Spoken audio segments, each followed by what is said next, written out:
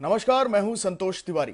देश देख रहा है, दो पक्ष हैं, दोनों हाई प्रोफाइल हैं। अगर दोनों में से कोई एक भी आम शहरी होता तो शायद आज इस वक्त इसकी चर्चा नहीं हो रही होती। हालांकि इसका यह मतलब नहीं है कि मीडिया तब संवेदनशील नहीं होता, बल्कि सच तो यह है कि तब कानून के रखवाले आज की तरह रसूखदारों के संकट में नहीं होते और मीडिया की एक खबर पर कार्रवाई होती। लेकिन बात अफसर के घर की बेटी की है और सामने है एक बड़े नेता का बेटा। न्याय मिलता है तो नेता का बेटा नपेगा, न्याय नहीं मिलता है तो अफसर की पीड़ित बेटी के साथ अन्याय होगा। संकट यही है और इसी संकट का गुस्सा अब मीडिया पर उतर रहा है। आज बहस इसी मुद्दे पर कि आखिर ये केस अपने अंजाम तक क्यों नहीं पहुंच पा रहा और इसके लिए जिम्मेदार है कौन।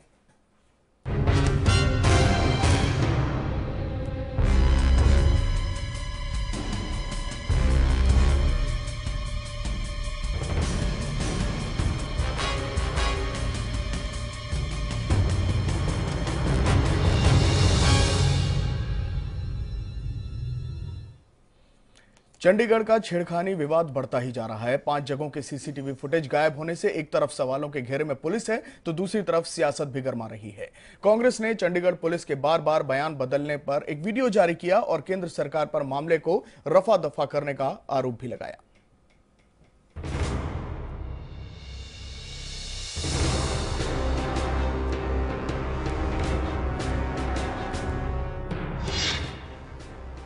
लड़की की रक्षा करने वाली चंडीगढ़ पुलिस या आरोपी को बचाने वाली चंडीगढ़ पुलिस। पुलिस जैसी भी रहे, सवाल है कि बेटी को बचा पाएगी हरियाणा बीजेपी।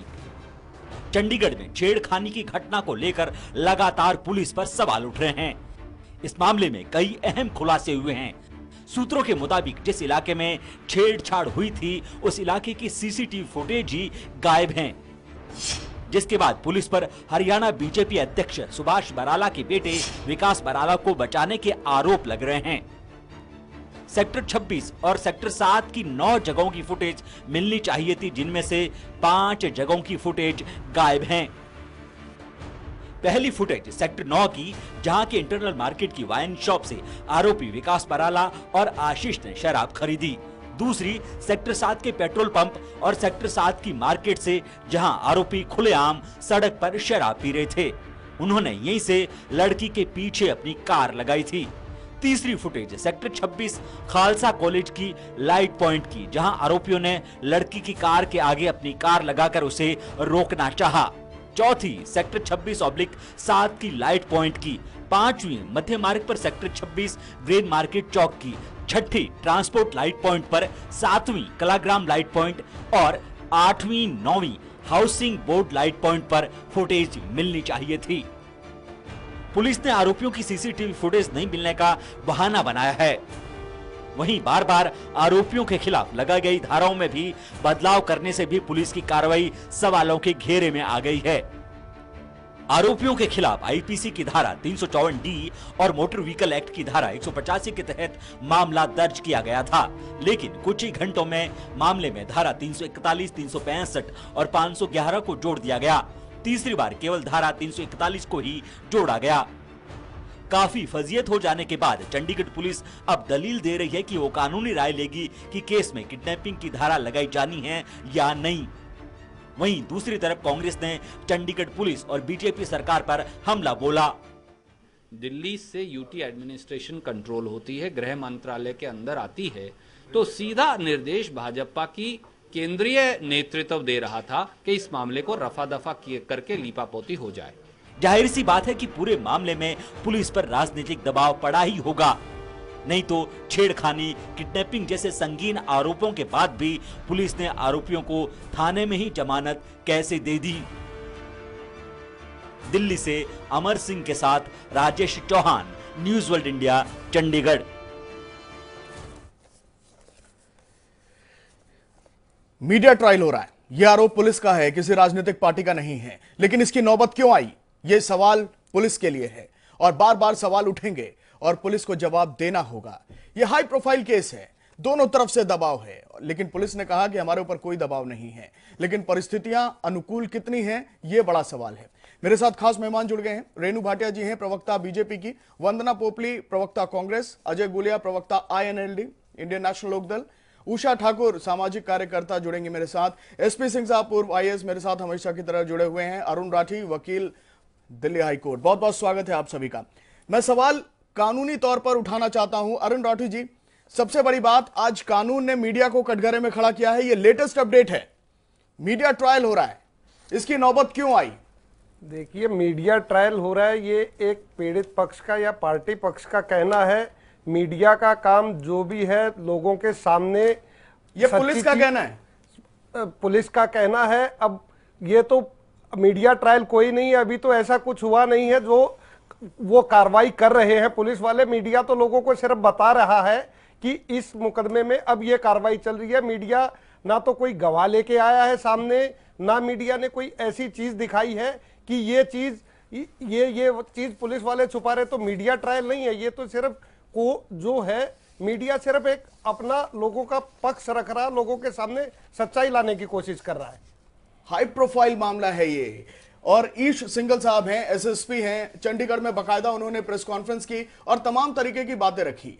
ये हाई प्रोफाइल मामला है, एक लड़की से छेड़छाड़ का मामला है, एक लड़की के साथ बलात्कार की कोशिश होती है, रात में उसको पीछा किया जाता है और सड़क पूरी भरी हुई है और वहां पर भी उस लड़की को नहीं बख्शा जाता। ये इस तरह के सवाल हैं जो उठाए जा रहे हैं। पुलिस कहां थी? तो पुलिस का जवाब आपने सुना, लेकिन परिस्थितियां इतनी बिगड़ रही हैं।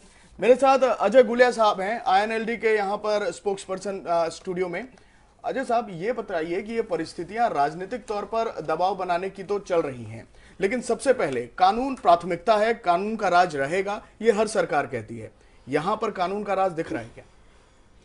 देखिए संतोष जी, सबसे पहले आप एक बात मान करके चलें, अगर कानून के राज की बात होती तो जिस प्रकार से अपराधियों की मदद करने के लिए सरकार आगे आ रही है, 9 में से 5 सीसीटीवी फुटेज गायब हो गई है।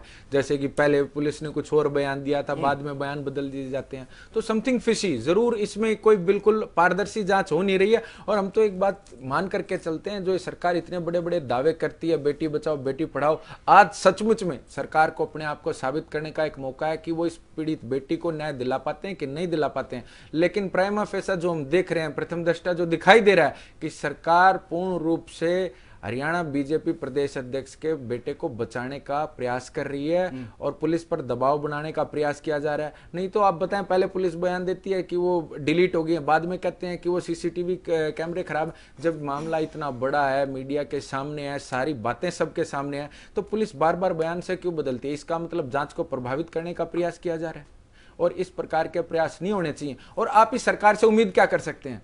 ये उसी हरियाणा प्रदेश के मुख्यमंत्री जो आज प्रदेश अध्यक्ष का बचाव कर रहे हैं, ये वही मुख्यमंत्री हैं जो बेटियों की असमत लूटे जाने पर कह देते हैं छोटी मोटी घटनाएं, मैं इस ओर ध्यान नहीं देता। तो इस सरकार की तो नैतिकता के आधार पर सरकार को रहने का अधिकार नहीं, और प्रदेश अध्यक्ष को तो तुरंत प्रभाव से इस्तीफा दे देना चाहिए। जब एक चंडीगढ़ जैसी जगह पर, चंडीगढ़ जैसी जिसको कि हम सेफ मानते हैं, उस जगह पर भी बेटियां सुरक्षित नहीं है, तो हरियाणा के और क्षेत्रों का और जिलों का क्या हाल होगा ये आप समझ सकते हैं। तो जी, तो ये परिस्थिति बन रही है। हालांकि मुख्यमंत्री ने कहा है कि इसके ऊपर कानूनी कार्रवाई होगी। अनिल जैन साहब ने कहा है कि कोई एक्शन आरोपी के पिता पर नहीं लिया जाएगा, जो कि एक रसूख रखते हैं हरियाणा की राजनीति में। वंदना जी, ये परिस्थितियां इस तरह से बन रही हैं कि सिर्फ राजनीतिक आरोप प्रत्यारोप लगेगा, या फिर एक मामला ऐसा है जो एक मैसेज देगा, एक संदेश देगा? बेटियों की रक्षा के लिए तो तमाम दावे हो रहे हैं पूरे देश में, हरियाणा में। देखिए, सबसे पहले एक बात से स्टार्ट करना चाहूंगी। जुल्म रहाना अत्याचार, कतनी करनी इकोसार, ये नारा देकर जब भारतीय जनता पार्टी आई थी और आने के बाद उन्होंने जिस तरह से अपनी मंशा दिखाई थी कि जैसे बेटी बचाओ बेटी पढ़ाओ, उन्होंने हरियाणा की भूमि से मोदी जी ने यहाँ पर स्टार्ट किया था। स्टार्ट करने के बाद यहाँ पर इस तरह की घटनाएं बार बार हो रही हैं। यहाँ पर आपको मैं एनसीआरबी के डेटाज भी बताना चाहूंगी। उसके अकॉर्डिंग जो हरियाणा है, अगर एवरेज पॉपुलेशन के हिसाब से देखा जाए तो गैंग रेप में नंबर 1 है। वैसे मध्य प्रदेश है, लेकिन पॉपुलेशन के हिसाब से देखा जाए वो नंबर 1 है, और वो पिछले 3 साल में हुआ है जब से भारतीय जनता पार्टी की सरकार आई है। तो यहाँ पर देखने की बात यहाँ पर है, जब प्रदेश अध्यक्ष का पुत्र किसी तरह से भी इस मैटर में इन्वॉल्व हो जाता है, छेड़खानी की जाती है, रास्ता रोकने की कोशिश की जाती है, और वहां पर पुलिस क्या कर रही है? पुलिस पहले अलग धाराएं लगाती है, बाद में उन धाराओं को बदल दिया जाता है। हैरानी की बात है कि 9 पॉइंट में से 4-5 पॉइंट जो है वहां पे सीसीटीवी फुटेज भी नहीं मिलती। तो यहाँ पर देखने की बात है कि कहीं ना कहीं राजनीतिक दबाव दिख रहा है। भारतीय जनता पार्टी अपने बार बार मंशा की बात करती है, सबसे पहले स्टार्ट करते हैं कि महिला थाने लेकर आते हैं। महिला थाने जब लेकर आए तो लगा कि जो मेनका गांधी जी ने कहा कि वो नॉनसेंस क्यों कहा उन्होंने, महिला थाने लेकर आ रही है भारतीय जनता पार्टी, उनके ही केंद्रीय मंत्री कह रही है नॉनसेंस। तो यहाँ पर दिख गया है कि इसका कारण क्या है। जब एक IAS अधिकारी की बेटी, उसको यहाँ पर स्ट्रगल करना पड़ रहा है कि अगर मेरे खिलाफ कुछ कंप्लेंट हुई, मेरे अगेंस्ट कुछ हुआ है, उसके लिए उसको स्ट्रगल करना पड़ रहा है, तो आम बेटी के बारे में बात क्या करेंगे। चंडीगढ़ IAS की बेटी है, ये नाम हम लोग ना लें, हम तो एक बेटी का नाम ले रहे हैं। एग्जैक्टली तो कोई भी बेटी होती तो क्या स्ट्रॉन्ग स्टेप नहीं लिए जाने चाहिए थे। रेणु जी, सीएम क्या कहते हैं, वो कहते हैं कि कानून अपना काम करेगा, क्यों नहीं उन्होंने बेटी की तरफ से कहा कि हम एक रिएक्शन रेणु जी का भी ले लेते हैं। रेणु जी,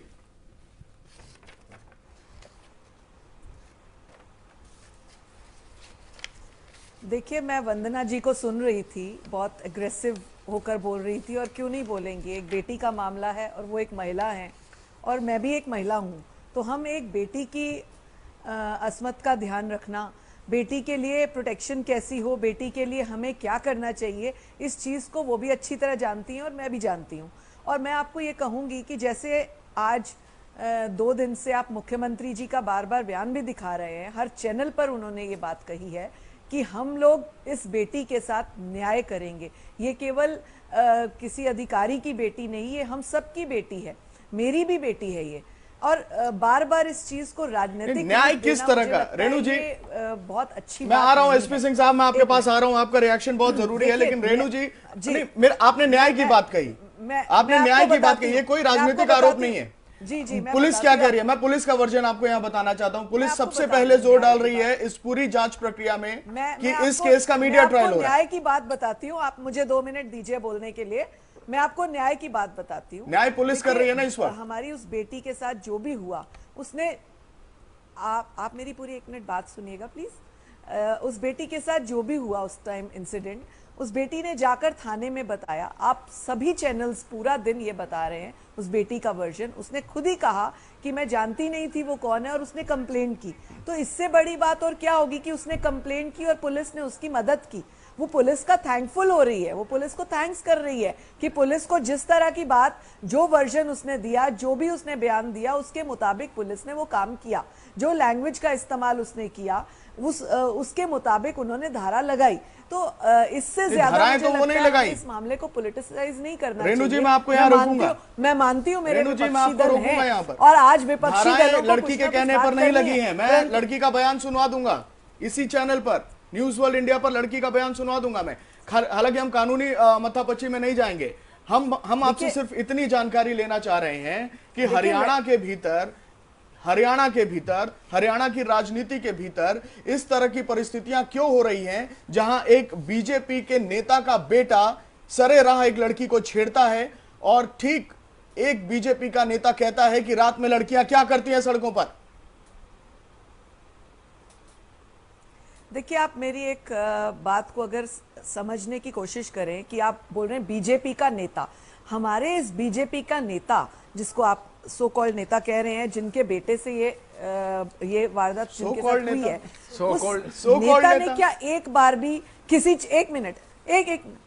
एक मिनट आप मुझे ये बताएं कि एक बार भी हमारे नेता ने क्या किसी पुलिस को, क्या किसी को इस बात के लिए या उस बेटी को क्या कहा कि उनके साथ जो हुआ है वो हम उसके लिए कुछ बचाव करेंगे या हम उसके वो तो मुख्यमंत्री से मिला है, न्याय नहीं करेंगे? क्या एक बार भी बराला जी ने इस तरह का कहा? वो तो मुख्यमंत्री से मिला है, एक बार भी उन्होंने कहा? और मुख्यमंत्री जी से मिलने की बात, ठीक है, मुख्यमंत्री जी से मिलने का मतलब ये नहीं कि वो बेटी को सुरक्षित नहीं कर रहे हैं, उस बेटी का ध्यान नहीं रख रहे हैं, उस बेटी को न्याय नहीं दिला रहे हैं, वो बेटी के लिए कहीं नहीं कह रहे हैं कि हम बेटी के खिलाफ।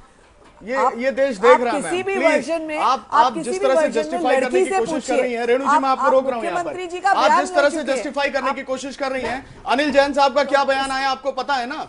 नहीं, जस्टिफिकेशन मुख्यमंत्री से मिलने के बाद बराला साहब मुख्यमंत्री से मिलते हैं और अनिल जैन बयान देते हैं कि उनके ऊपर कोई राजनीतिक या पार्टी वाइज कार्रवाई नहीं होगी। कट कहा कि जो कार्रवाई हो रही है, जो सामने आएगी, कोई दोषी होगा तो उसके खिलाफ वही कार्रवाई होगी जो एक दोषी के साथ होती है। मुख्यमंत्री जी ने कहीं बचाव करने की बात एसपी सिंह साहब एक ऐसे IAS की बेटी कहीं पर एसपी सिंह साहब, एक ऐसे आईएएस की बेटी जो आज न्याय के लिए दर दर भटक रही है, हम एक बेटी का जिक्र कर रहे हैं यहां पर, आईएएस और बीजेपी प्रदेश अध्यक्ष के बेटे को छोड़िए, एक ऐसा गुनाह हुआ है जिसको लेकर आज सवाल उठ रहे हैं और सवाल उठाने वालों के ऊपर पुलिस सवाल उठा रही है कि ये मीडिया ट्रायल है।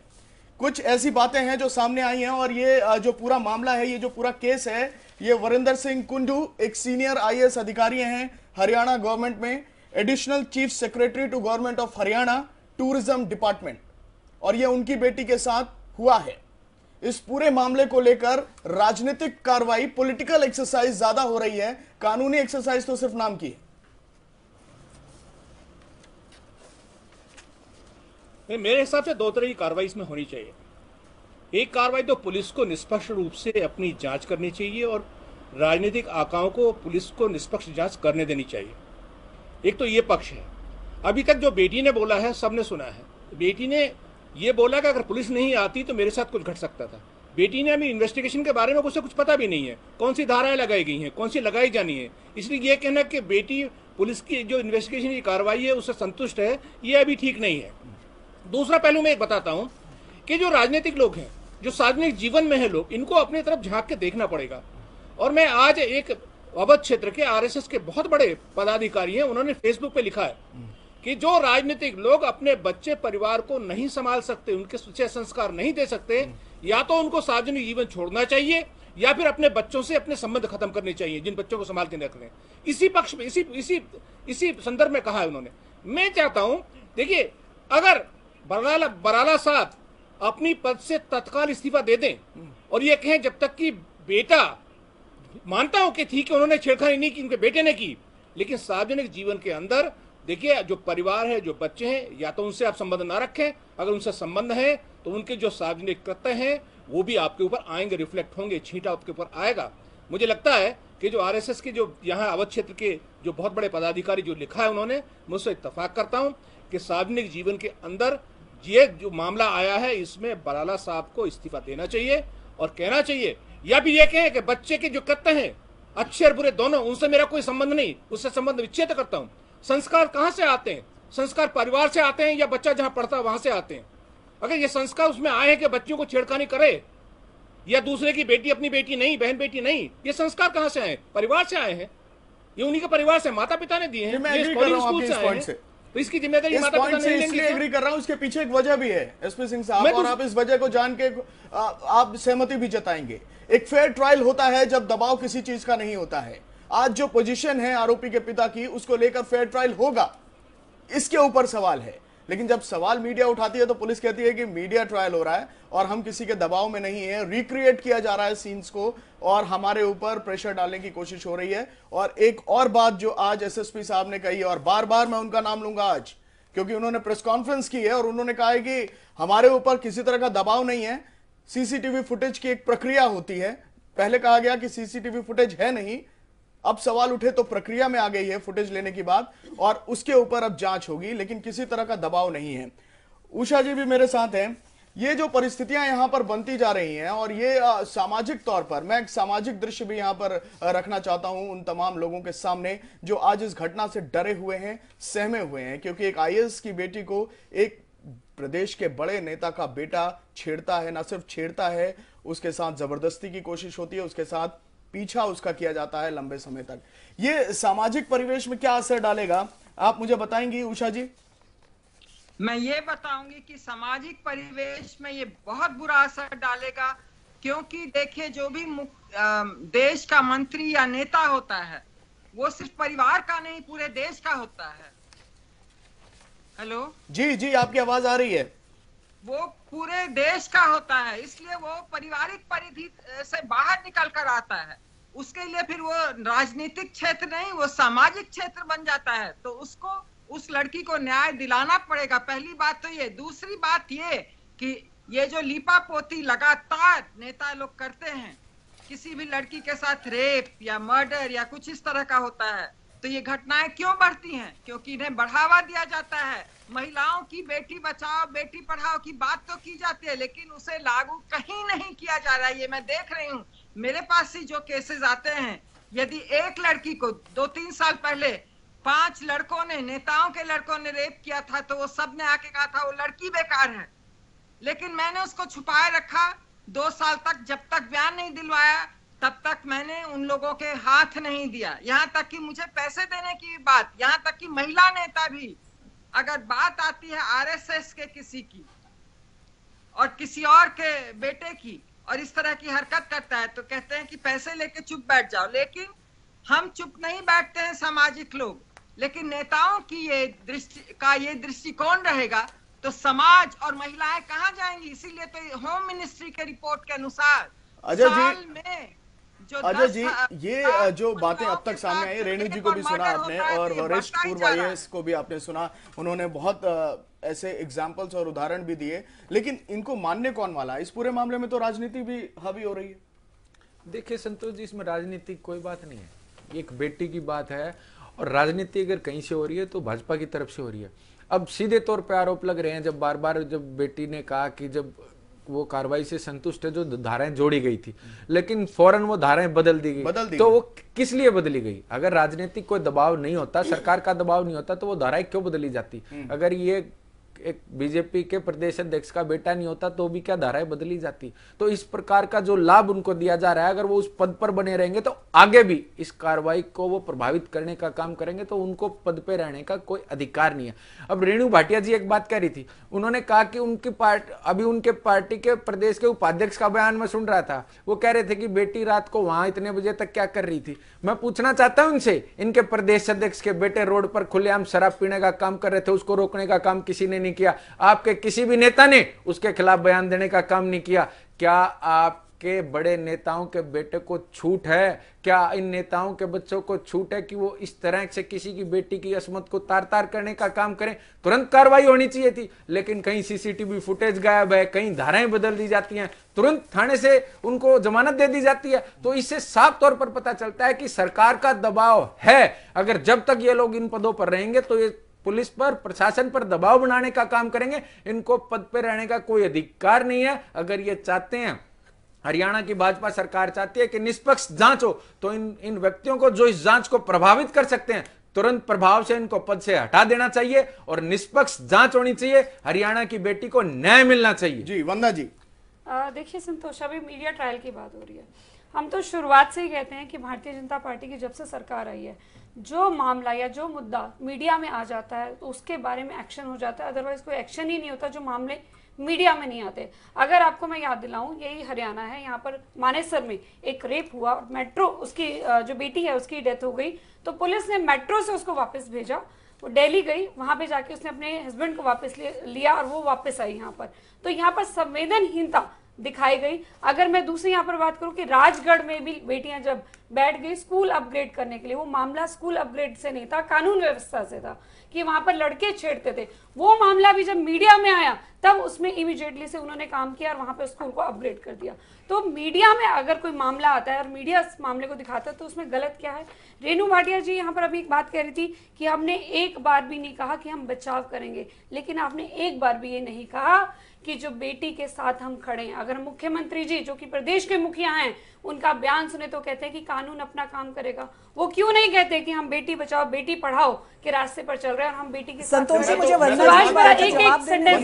मैं इस बात को कह चुका हूं, अनिल जैन इस बात को क्लियर कर चुके हैं कि उनके पिता के ऊपर कोई एक्शन नहीं होगा, ना संगठनात्मक एक्शन होगा, ना राजनीतिक रूप से कोई एक्शन लिया जाएगा। सुभाष बराला जी ने भी खुद ये कहा था कि कानून अपना काम करेगा और सच सामने आएगा। यानी कि अभी भी उनको विश्वास है कि उनका बेटा नहीं, उनकी जिस बेटी की हम यहाँ पर बात करें कि वो गलत है। आप ऐसे कैसे विश्वास से कह सकते हैं? तो जांच बिल्कुल, वो तो बाद में जांच होगी ना, हो जाए। तो आप पहले से कैसे बोल सकते हैं कि इस विश्वास से? आप बोलिए ना कि हम बेटी के साथ खड़े हैं। आपने एक बार भी नहीं कहा, किसी भी मंत्री ने, किसी भी मुख्यमंत्री ने एक बार भी नहीं कहा कि हम बेटी के साथ खड़े हैं। और यही सवाल है कि सुभाष बराला जब तक अपनी सीट पर रहेंगे फेयर ट्रायल कैसे होगा? नहीं, जांच को प्रभावित करेंगे संतोष जी, वो और कर रहे हैं। जब सीसीटीवी फुटेज गायब हो जाती है, कभी धाराएं बदल दी जाती है, तो साफ तौर पे पता लगता है कि जांच को प्रभावित किया जा रहा है। और जब तक पद पे रहेंगे वो करते रहेंगे, उनको पद पे रहने का कोई अधिकार नहीं है। निष्पक्ष जांच होनी चाहिए, बेटी को न्याय मिलना चाहिए। एक छोटे से ब्रेक का वक्त है। रेणु जी के पास मैं ब्रेक के बाद लौटूंगा, क्योंकि आरोप तो लग रहे हैं और अब जांच भी दबाव में हो रही है, लेकिन मीडिया ट्रायल नहीं होना चाहिए, ये पुलिस कह रही है। आखिर क्यों? क्या पुलिस के ऊपर भारी दबाव है इस पूरे केस को निपटाने के लिए? चर्चा जारी रहेगी। छोटे से ब्रेक के बाद तुरंत लौटते हैं।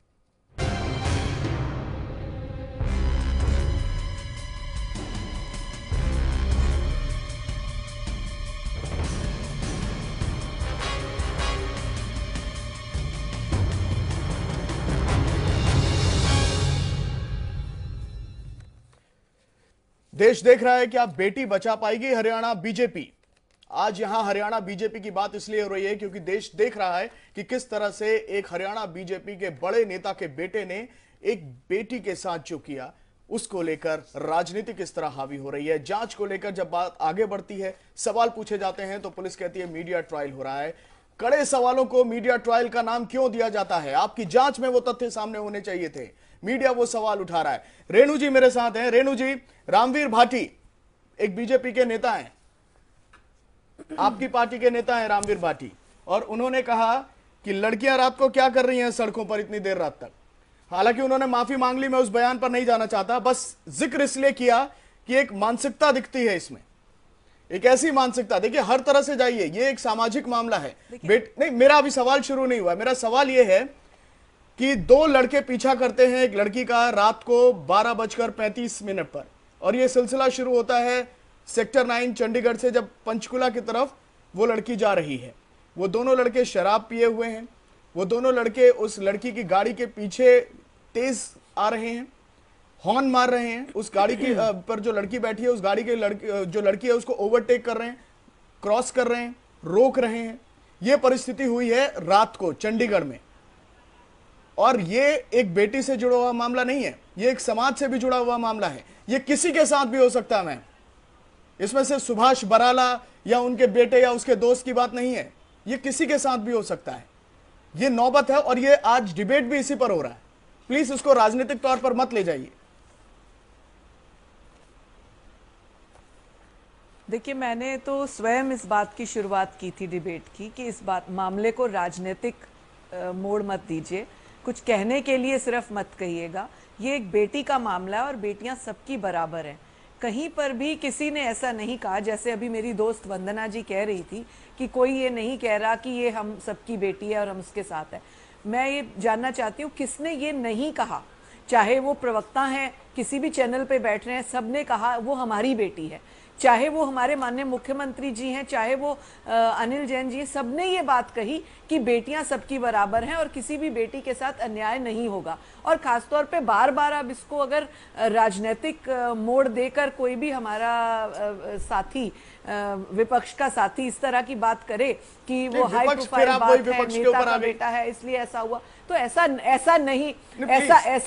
नहीं है। मुख्यमंत्री जी ने कहा कि कार्रवाई हो रही है, जो भी बात सामने आएगी उसका उसी तरह से अंजाम दिया जाएगा जैसे जाना चाहिए। हर केस में मुख्यमंत्री बोलेंगे। आज आप ये दावा करिए। Renu ji please, Renu ji please, don't, आप ये देख, आप इसको एक स्टेज मत बनाइए प्लीज। हर केस में मुख्यमंत्री दावा करेंगे, हर केस में मुख्यमंत्री दावा करेंगे, हर केस में मुख्यमंत्री दावा करेंगे। हरियाणा में किसी भी बेटी के साथ कुछ होता है तो बात का जवाब दिया है। इन्वॉल्वमेंट किसकी है? संतोष जी मेरी बात पूरी होने दीजिए। आप मेरे को पूरी बात करने दीजिए। मैं उस बात का जवाब दे रही हूं जो मेरे विपक्षी साथियों ने कहा कि इस तरह से वो नहीं कह रहे। तभी मैंने कहा, बार बार मुख्यमंत्री जी ने, माननीय मुख्यमंत्री जी ने हर चैनल पर यह बात कही कि जो भी न्याय की बात होगी पूरी जानकारी सामने आने के बाद पूरा न्याय किया जाएगा। उन्होंने एक बार भी पक्ष लेने, तो ऐसा लग रहा है कि आप लोग मीडिया के सामने, बराला जी को आप देखिए, जैसे ही मैं उस बेटी की बात सुनाना चाहता हूँ इस देश को। उन्होंने सबसे पहले इस बात का बयान दिया। रेणु जी प्लीज, मैं उस बेटी की बात सुनाना चाहता हूँ इस देश को। और जो एक IAS अधिकारी की बेटी है वर्णिका, चंडीगढ़ पुलिस की कार्रवाई से कुछ हद तक वो संतुष्ट जरूर है। रेणु जी सुन लीजिए, तथ्यों को सुन लीजिए प्लीज, कवर अप मत करिए मामले को।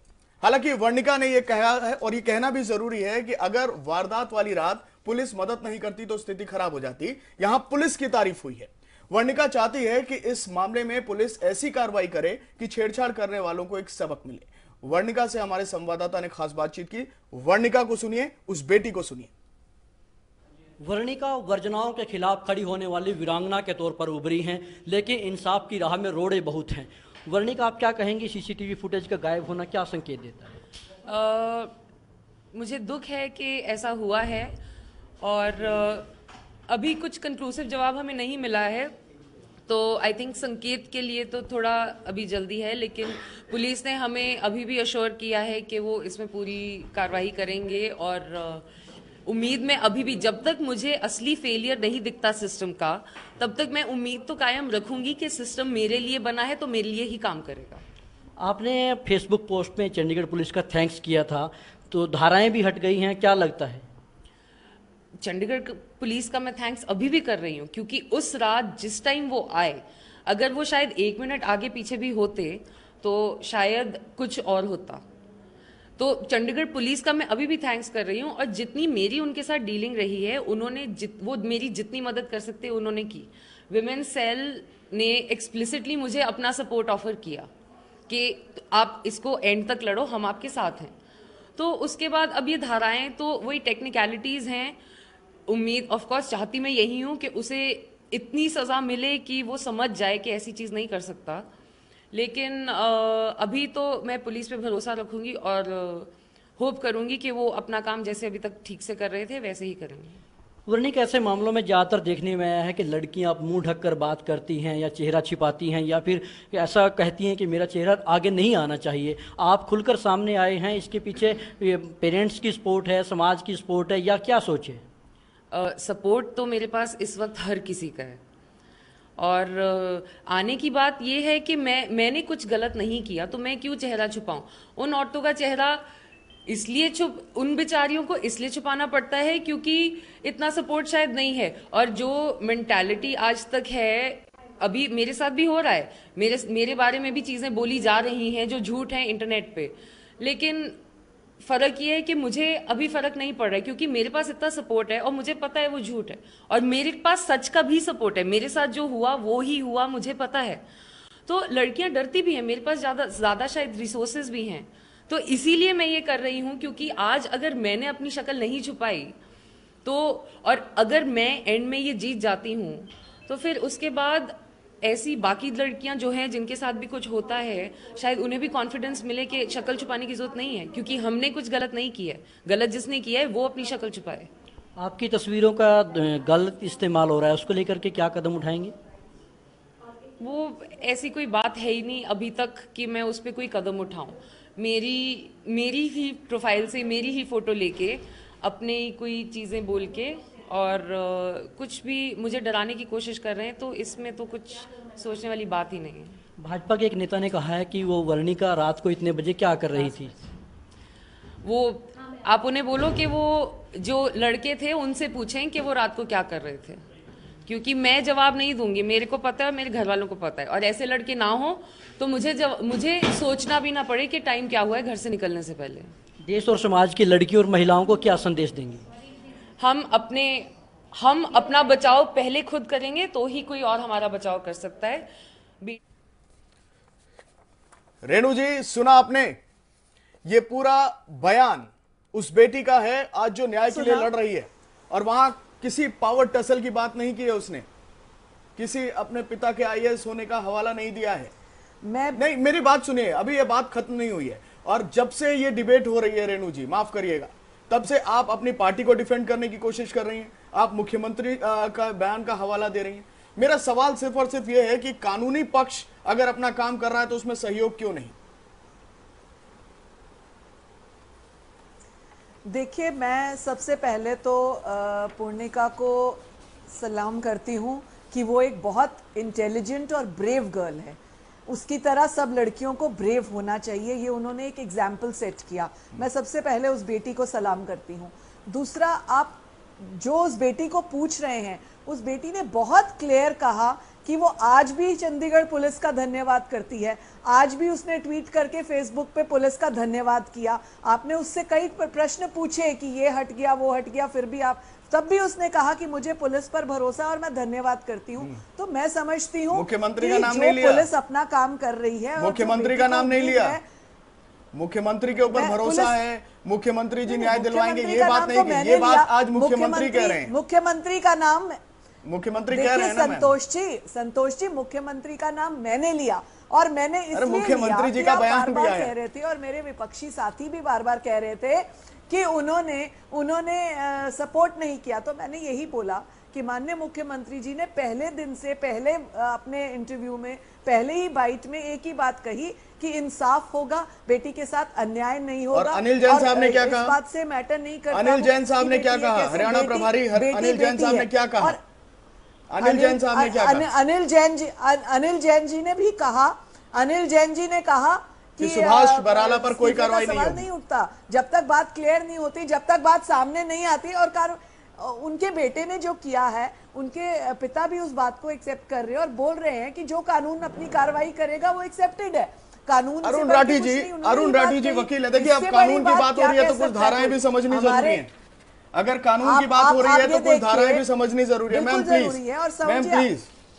अरुण राठी जी, पुलिस किस धाराओं में मामला दर्ज करती है? जो लड़की ने बताया, उसके बाद अब एसएसपी साहब बयान देते हैं, ईश सिंघल साहब बयान देते हैं, चंडीगढ़ एसएसपी, कि अगर जरूरत पड़ी तो धाराएं बदली भी जाएंगी। यानी उस समय कुछ छुपाने की कोशिश की गई, उस समय कुछ दबाव आया, आपको ऐसा लगता है?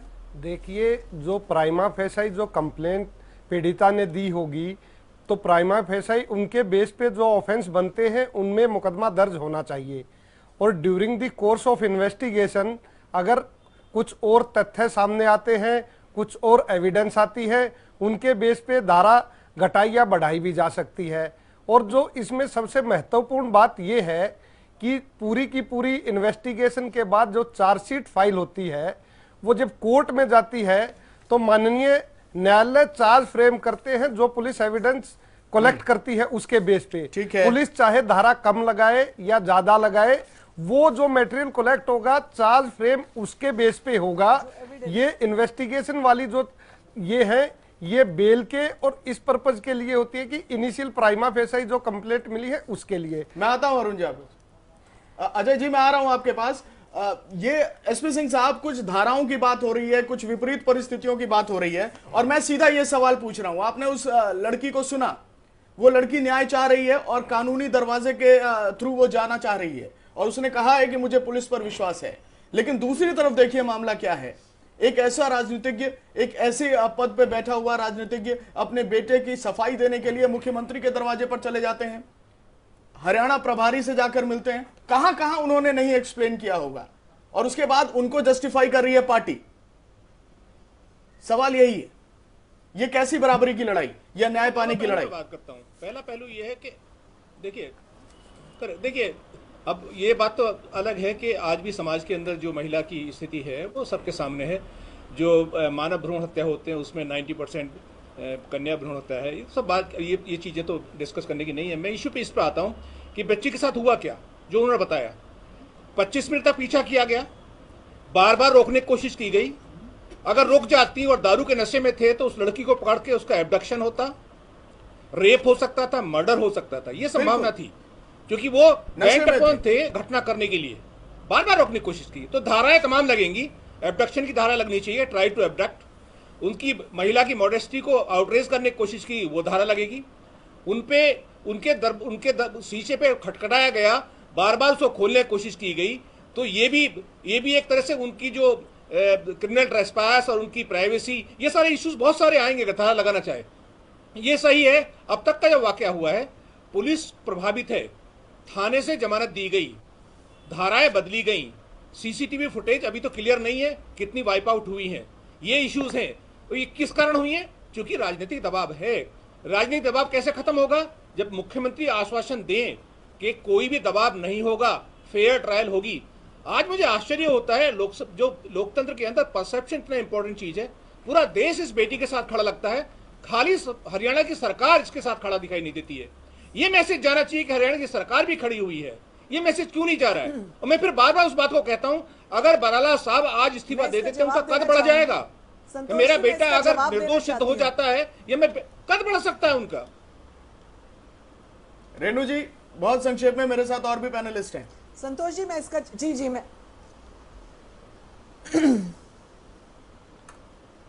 जी बोलिए।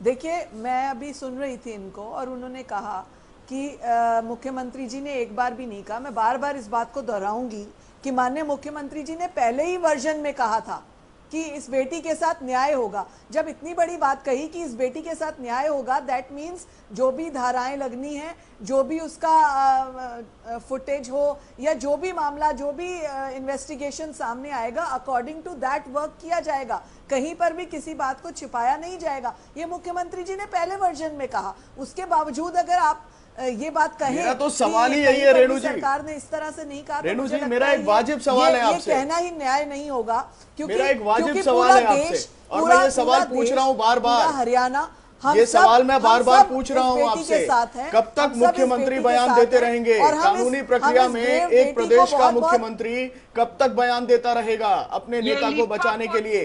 क्यों नहीं एक फेयर ट्रायल होता है, वो कुर्सी खाली हो जाए, कुर्सी पर कोई ना बैठे? एक फेयर ट्रायल क्यों नहीं होता? कहीं पर भी दबाव नहीं है, कानूनी प्रक्रिया में कहीं पर भी कोई बात बदलने वाली बात नहीं है। अच्छा सुन लीजिए, अपना काम कर रहा है। नहीं, मेरे पैनलिस्ट मेरे साथ हैं, लेकिन एक बार मैं सुनाना चाहता हूँ कि वर्णिका कुंडू के पिता वीएस कुंडू ने कहा कि जैसे फुटेज का क्लियरेंस हो जाएगा, क्या फुटेज है, कोई कौन सा कैमरा ठीक, रेणु जी प्लीज, वो सब जांच का विषय है, प्लीज उसको पॉलिटिकल जांच में मत ले जाइए। वर्णिका कुंडू के पिता वीएस कुंडू ने क्या कहा, ये भी सुनिए। मैं एक बेटी हूँ, ये एक पिता है। एक बेटी का दर्द इससे ज्यादा कौन समझ सकता है, और उस बेटी के साथ जो घटा उसे मैं अच्छी तरह समझने की कोशिश कर सकती हूँ। इस पूरे वाकये को लेकर इस पर बात करने के लिए वो पिता हमारे साथ हैं। हालांकि वो एक वरिष्ठ आईएएस अधिकारी हैं, लेकिन आज हम उनसे एक वरिष्ठ आईएएस अधिकारी के तौर पर बात करने नहीं पहुंचे हैं। एक पिता के तौर पर इस पूरे वाकये को लेकर वो क्या महसूस करते हैं, ये बात करने के लिए हमारे साथ इस वक्त हैं वीएस कुंडू जी। वीएस कुंडू जी, जो ये पूरा घटनाक्रम हुआ और अब जिस तरह की परिस्थितियां बनती जा रही हैं, क्या कहना चाहेंगे? देखिए, जो घटना घटी है उसके बारे में हम पुलिस में रिपोर्ट अपनी दर्ज कर चुके हैं, जो बिल्कुल एक ट्रूथफुल रिपोर्ट है। एग्जैक्टली जैसे हुआ है वैसे हमने उनको अपनी कंप्लेंट में लिख कर दिया है। अब इसकी इन्वेस्टिगेशन करना और उसका प्रोसिक्यूशन लॉन्च करना, ये इन एजेंसीज का अपना काम है। उसके बारे में कुछ भी नहीं करना चाहूँगा, और मैं बिल्कुल भी उसमें इंटरफियर नहीं करना चाहूँगा। सर, जिस तरह से अब लगातार पुलिस की अलग अलग बातें सामने आ रही, पहले धाराएं हटा दी गई हैं, अब मीटिंग हो रही है कि शायद धाराएं दोबारा जोड़ दी जाए, किडनैपिंग की है।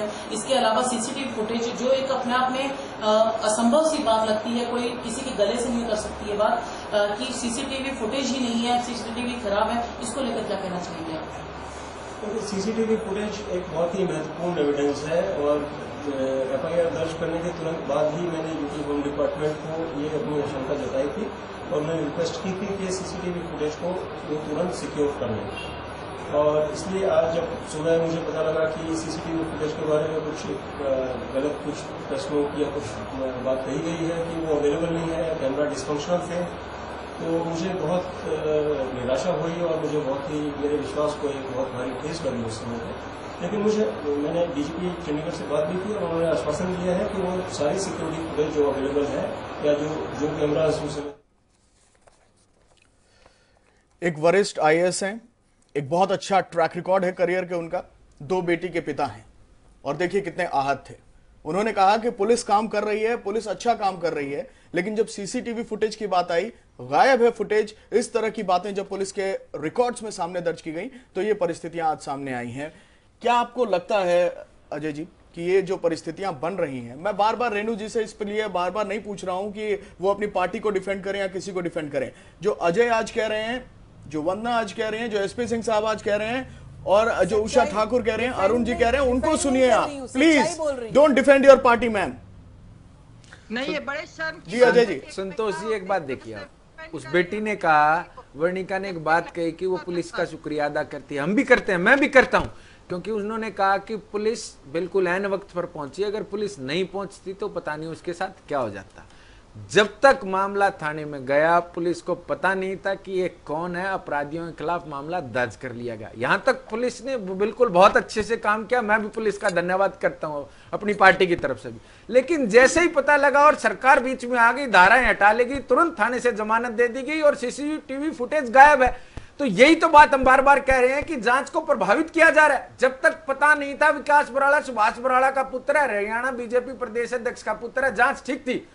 बिल्कुल सही धाराओं में मुकदमा दर्ज किया गया, लेकिन जैसे ही पता लगता है सरकार का दबाव आता है, सीसीटीवी फुटेज गायब हो जाती है, धाराएं बदल दी जाती हैं, तुरंत थाने से जमानत दे दी जाती है। इससे आप क्या समझेंगे? रेणु भाटिया जी जवाब दे दें इसके ऊपर? ये जवाब नहीं दे सकती, क्योंकि ये उस पार्टी से आती हैं कि जिस पार्टी का मुखिया, जिस प्रदेश का मुखिया ये कह सकता है कि बेटियों की अस्मत लूटे जाने पे कि छोटी मोटी घटनाएं मैं उस ओर ध्यान नहीं देता।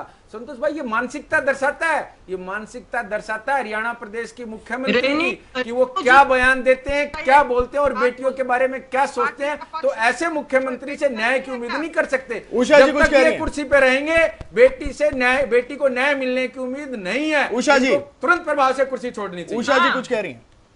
मैं ये कह रही हूँ कि रेणु जी को शर्म आनी चाहिए कि पार्टी का पक्ष ले रही हैं, जबकि एक लड़की के साथ ऐसा हुआ है। जिस देश में बेटी बचाओ बेटी पढ़ाओ की बात हो रही है, उस देश में होम मिनिस्ट्री की रिपोर्ट देखें कि हर एक 10 मिनट पर उषा जी, मैंने पार्टी का पक्ष नहीं लिया, मैंने इंसाफ की बात की और मैंने पहले ही कहा कि ये हम सबकी बेटी है। रेणु जी, पार्टी के चेहरे को गंदा मत करिए। लड़कियां सभी पूरे देश की हैं और उसे अपनी बेटी समझिए, चाहे कश्मीर हो या कन्याकुमारी हो। मैंने पहला वर्जन यही कहा, बेटियां सबकी में मत बांधिए। इसी तरह लड़कियों के प्रति अन्याय बढ़ रहा है और मैं देखती हूँ प्रतिदिन, हर एक घंटे देखती हूँ, झेलती हूँ। और मुझे आप जैसी महिलाएं जो संवेदनहीन है, आपको भी पार्टी में रहने का कोई हक नहीं है। उषा ठाकुर जी भावुक हो गई हैं। रेणु जी मैं भी एक महिला हूँ रेणु जी, और मैं भी इस तरह के कार्य करती हूँ, इसीलिए मैंने पहले वर्जन में कहा बेटियां सबकी बराबर है। उषा जी, आप समाज से जुड़ी हुई हैं, तो समाज से पीछे हम भी नहीं है। आप इस तरह की भाषा का इस्तेमाल मत कीजिए। आप टीवी चैनल पे बैठी हैं, सभ्यता से भाषा का इस्तेमाल कीजिए। और मैंने सबसे पहला अपना वर्जन यही कहा कि बेटियां सबकी सांझी हैं और इस बेटी के साथ न्याय होगा। माननीय मुख्यमंत्री रेणु जी, मेरा आपसे एक सवाल है। रेणु जी, कानूनी आपसे एक सवाल है। आप बार बार कह रहे हैं कि इस मामले को राजनीतिक रंग मत दीजिए, लेकिन यहाँ पर बात है राजनीतिक दबाव की। अगर हम दो चीजों को ध्यान से देखें, सबसे पहले अगर मैं धाराओं की बात करूं, जब अरेस्ट किया गया विकास बराला को तो उस समय धाराएं अलग थी, बाद में धाराएं बदल दी गई। वो जो नॉन बेलेबल क्राइम था उसके लिए वो 24 घंटे से पहले पुलिस ने एक बार भी आपने पहले पूरी बात सुनिएगा, फिर इसका जवाब दीजिएगा। मेरी बात अभी कंप्लीट नहीं हुई। दूसरी बात, निर्भया कांड के बाद कांग्रेस सख्त कानून लेकर आई थी, लेकिन आप धाराएं बदलकर अगर आरोपी को बदल देते हैं तो ये आरोपी को बचा देते हैं, तो ये आपके पार्टी का चेहरा दिखाता है। दूसरी बात का जवाब दीजिएगा। रेणु जी, पूरी बात सुनिएगा, दूसरी बात का जवाब दीजिए। सीसीटीवी की हम यहाँ पर बात कर रहे हैं कि 9 प्लेसेस पर जो सीसीटीवी है वहां से रिकॉर्डिंग 5 जगह पर नहीं मिली है। आपको बताना चाहूंगी, जो चंडीगढ़ में डीजीपी तेजिंदर सिंह लूथरा हैं, जब से वो आए हैं तब से उनका पूरा ध्यान। सुन लीजिए प्लीज, रेणु जी प्लीज बात का जवाब दीजिएगा ना, बात तो सुनिए, प्रश्न सुनिए मेरा, प्रश्न सुन लीजिए फिर उसका जवाब दीजिएगा।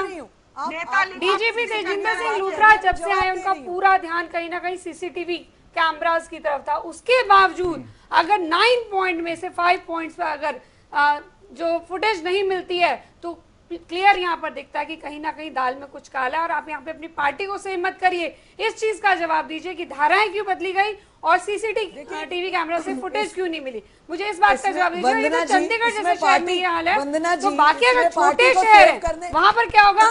आपका 1091 कितना चलेगा वो बताइएगा। मैं आपकी पार्टी में कब कब क्या हुआ उसमें जाना नहीं चाहती। नहीं, प्लीज पार्टी वाइज नहीं जाना। पलटी मैं उस बात में नहीं जाना चाहती। आपके समय में पार्टियों में क्या क्या हुआ मैं उस बात को नहीं जाना चाहती। आपसे यही उम्मीद थी आप इसी ढंग से जस्टिफाई करेंगे। के लिए न्याय की बात है, हमें वो न्याय की बात करनी चाहिए। और मेरी आप फुटेज की बात सुन लीजिए, आपने प्रश्न उठाया तो बात सुन लीजिए।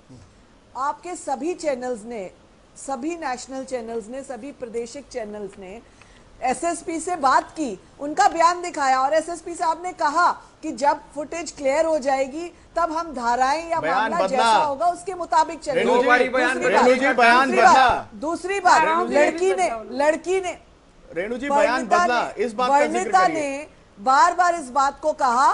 वर्णिता के बार बार बयान आए आपके चैनल्स के माध्यम से कि बेटा आपके ऊपर कहीं से दबाव है, उसने कहा नहीं है। आपके ऊपर किसी का अपनी लड़ाई अपनी हिम्मत से लड़ रही है मैम, उसने कहा नहीं है। वो अपनी लड़ाई अपनी हिम्मत से लड़ रही है और कानून के दरवाजे से जा रही है।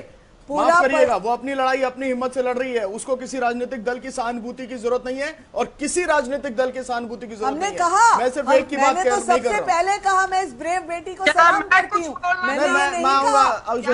एसपी सिंह साहब भी हैं, एसपी सिंह साहब कुछ फैक्ट्स हैं जो टेक्निकली आपसे समझना तकनीकी रूप से बहुत जरूरी है। आज आप जैसी लड़कियों रेणु जी प्लीज, के लिए Renu ji please, example set SP Singh साहब, ये एक सीसीटीवी फुटेज जिसको लेकर पुलिस अपना बयान बदल रही है, अब प्रक्रिया में है पुलिस।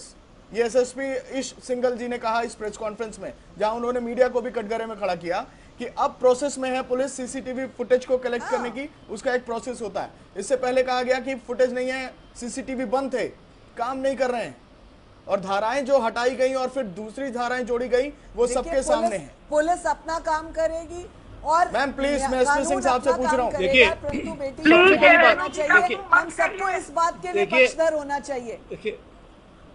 देखिए चाहे वो रेणु जी प्लीज, बार बार कहना कि वंदना एक महिला है, चाहे मैं एक महिला हूँ, एसपी सिंह साहब आप प्लीज बोलिए। अगर किसी बेटी के साथ अन्याय हुआ है तो कानून और पुलिस अपना काम करे, जो बात सामने आए उसका न्याय हो। रेणु जी हम तो बार बार इस तरह से प्लीज, मुझे आपकी आवाज कम करनी पड़ेगी। एसपी सिंह साहब बेटी से हटकर जरा एक महिला बनकर सोचिए किसी की बेटी के लिए। देखिए बहन जी,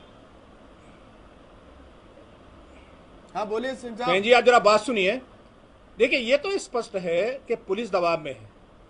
जब एफआईआर दर्ज हुई, एफआईआर दर्ज होने के बाद जब पता चला कि प्रभावशाली नेता का बेटा है, उसकी धाराएं बदली गई, उसकी जमानत थाने से दी गई। एब्डक्शन ट्राई टू एब्डक्शन का केस है, नॉन बेलेबल ऑफेंस बनेगा, इसमें जमानत थाने से नहीं होनी चाहिए थी, थाने से जमानत हुई।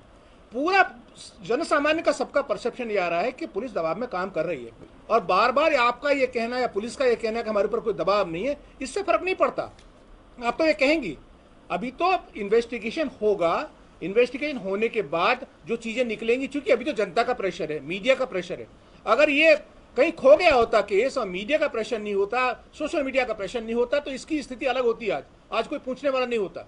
स्थिति यह है कि महिलाओं की स्थिति के आप तो खुद स्वयं महिला है मैडम, उत्तर प्रदेश के अंदर 15 बलात्कार प्रतिदिन है, प्रतिदिन।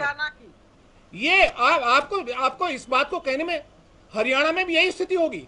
आप इसको आईएएस की बेटी का इशू ना माने, ये उस बेटी का इशू है। ये जन सामान्य की बेटी का स्थिति क्या होगी, कितनी बेटियां छुपाती होंगी मामले को, कितनी आगे नहीं आती होंगी, उनका रोज उत्पीड़न हो रहा है।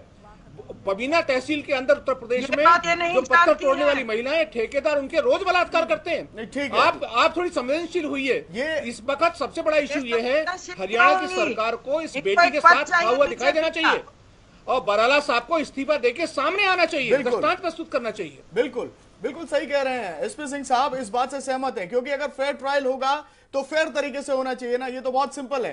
प्लीज इसको मीडिया ट्रायल का नाम मत दिया जाए। मीडिया ट्रायल का नाम और पुलिस किस तरह से दबाव में है, ये तो पुलिस की परिस्थितियां और उनके बदलते हुए बयान समझा रहे हैं, लेकिन हालात बहुत डराने वाले हैं। आज जो वर्णिका के साथ हुआ है हरियाणा में, वो कहीं भी हो सकता है, किसी प्रदेश की भी सरकार हो सकती है। और अगर ऐसी सियासत उस पूरे मामले पर होती है तो बेटी बचाओ, बेटियों को आगे बढ़ाओ, ये सारे मामले धरे के धरे रह जाएंगे। रक्षाबंधन के दिन आज एक बेटी की लड़ाई लड़ी जा रही है और ये परिस्थितियां इस देश के भीतर एक ऐसी सरकार से न्याय की उम्मीद की जा रही है। बस देखना यह है कि पुलिस कितनी ईमानदारी के साथ इस हाई प्रोफाइल केस में आगे बढ़ती है। बहुत बहुत शुक्रिया आप सभी का, आप मेरे साथ जुड़े और इस चर्चा का हिस्सा बने। हमारी खास पेशकश में आज बस इतना ही।